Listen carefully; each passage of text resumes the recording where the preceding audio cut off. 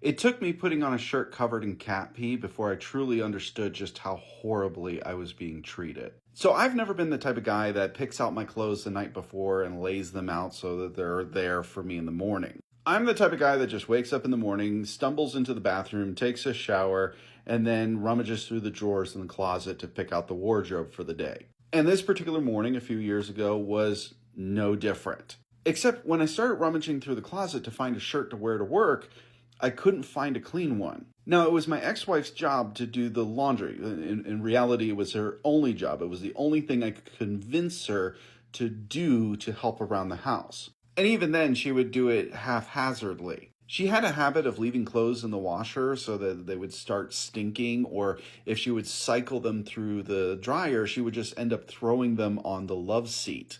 And of course, they would just sit there for days on end and end up getting wrinkled. It also ended up being a place that the cats just like to hang out on and explore. It was an issue we talked about at great lengths, and it never got fixed. Well, this particular morning, I ended up going out to the love seat where all these clothes were in hopes that I would find a clean shirt. I ended up finding a shirt in the midst of a dimly lit living room, went to go put it on, and immediately the smell of cat pee overtook me. The cats had peed on this pile of laundry, and I was now wearing it. Now, I only had like 15 minutes before I needed to leave the house, and so in desperation, I tore off the shirt, threw it at the pile, jumped real quick into the shower to get off whatever was on me, got out, put on my pants, sifted through my dirty shirts, found one that was acceptable, sprayed it with body spray, threw it on, and drove to work. And it was precisely on that drive to work that I realized for the first time just how disposable I felt.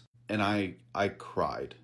Nick said, I sobbed. And it was precisely from that day on that I actually began standing up for myself. I began realizing what I was labeling as grace was really enablement. I was literally prostrating myself as a doormat in the name of loving my wife. And that was wrong, and it was sinful. And so that day kind of sticks out in my memory as the day I began walking down this journey and wrestling through what does it look like loving myself and sticking up for myself. And I think it was like not even 2 to 3 months after this particular event that my ex-wife sat down with me and basically said, I don't know if I want to be married anymore, because I wasn't doing stuff for her anymore. I wasn't empathetic.